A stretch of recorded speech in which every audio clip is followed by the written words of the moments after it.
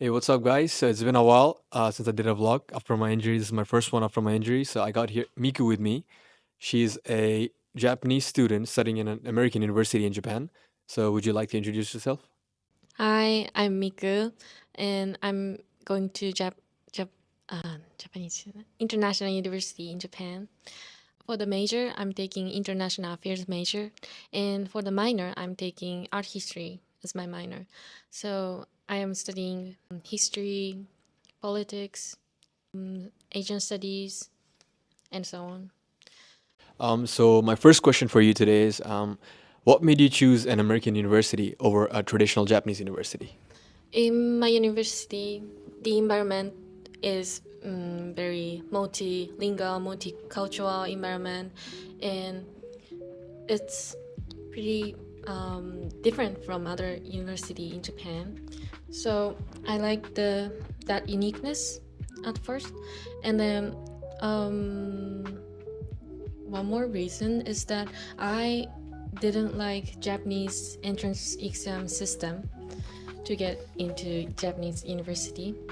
Like, I need to study a lot. Of course, I studied a lot during when I was in high school, but it was also very stressful. Like, I was doing club activity after the high school classes, and then I went to cram school, like juku, and I was studying until 10 p.m. almost every day, and that was pretty stressful. And yeah, so I didn't like that stressful environment and cycle of every day. So, So did you feel like the cram school you're saying you studied till 10 p.m. like like every day you had to study 10 p.m. But is that's only for the entrance to the Japanese university? um, both entrance for the entrance exam and like regular exams at school. So they're all like even after you get in the university, you have to study that much in Japanese university, or No, for Japanese university, once the student enter the college, they're free. Like they have a lot of time to um, have fun. Like also like basically it's only for the entrance. Then after that, it's all like wow, okay.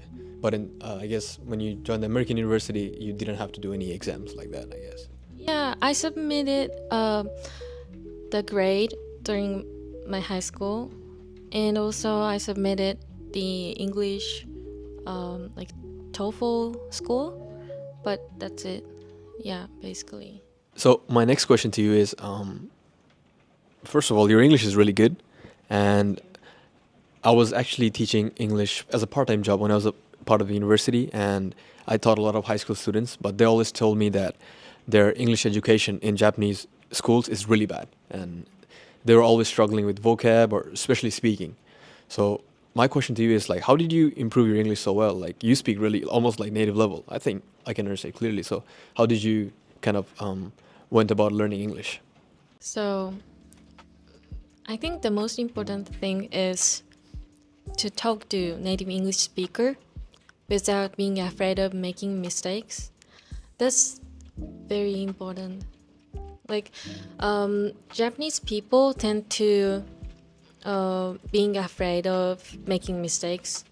Like, but it's okay to make mistakes. That's natural when you learn new language. So that is the important. So do you think what's harder to you? Like what do you think it's harder? Whether it's speaking is harder or like writing is harder for you in English? Definitely speaking was the hardest thing. Yeah. Because for the writing, reading, grammar, listening, I can acquire those skills by spend a lot of time studying grammar,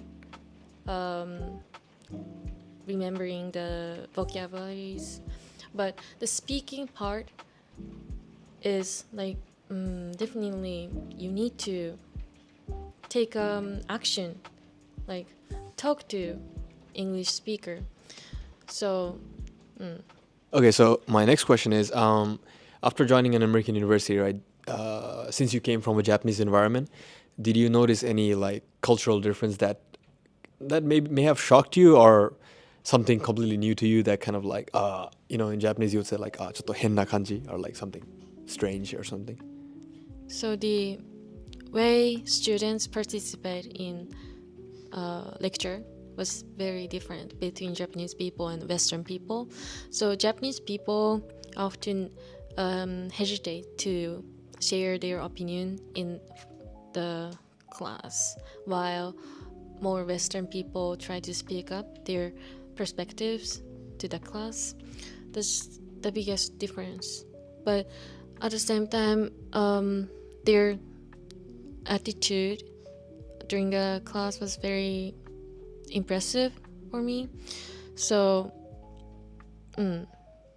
Okay, so my next question is, where do you see yourself in the next 5 years? Like, next 5 years? since you're gonna graduate soon and you're gonna start working, right? Like, next 5 years. I know it's like a boring interview question, but I know the next 5 years, you got any plans? So, save money and then leave my parents' house and live by myself and have a cat or have a cat. Have a cat. You're gonna like, have cats. how many cats do you want? 2 or 3. 2 or 3 cats? Yeah, maybe 2. Why do you want cats? Why not dogs? No dog? You're not a dog person? I like dogs, but なんて言うんだろうね. Maybe the cat is best for me. Like for the dogs, I need to go outside almost every day to take them walking, do you know? Yeah.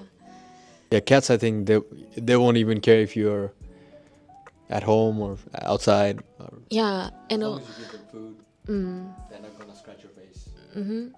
and also when I looking at the cats, I learned a lot of things actually by how they are living their life. Like, they can, なんて言うんだろうね. They are living with their own pace. You know, that's very important. Pretty chill. Yeah, chill. That's what I need to acquire. So my final question for you today is, since you're a student studying in a bilingual environment, like you're Japanese studying in an American university, what advice would you have for other students that are aspiring to do the same? So let's say even if it's Japanese, like more Japanese students trying to get into an American university, or maybe another student from another country going to another, like basically anyone who is going into an environment where their language is different. So what advice would you give these kind of students? Firstly, do not be afraid of making mistakes. Making mistakes is very natural when you learn other language, so you don't have to worry about it. And then second thing is talk to native English speaker or like foreign language speaker. That's more practical way to practice English speaking. And then the third thing is record your voice when you're speaking other language, English, French, Chinese or something, and play that recording and analyze your pronunciation to improve. I think it's a really good advice, because recording your voice is quite important. I feel when I was learning English and my English teacher was from a country that does not speak native English and he had an accent. So I had a really hard time understanding his English, and at the same time I knew that I didn't want my English to turn into that accent. So I think sometimes I also recorded my voice and heard it back, and to see like where like the pronunciations where I'm going wrong and where it sounds a bit off. So I think recording your voice is like a really good advice. Yeah. So thank you for being on the interview today Thank you. and sharing your experiences as a Japanese student studying in an American university. So would you like to share any final thoughts? Any final thought? To the audience? I if you study something new, you can just try everything and do not give up. Yep. 頑張って. Keep trying, guys.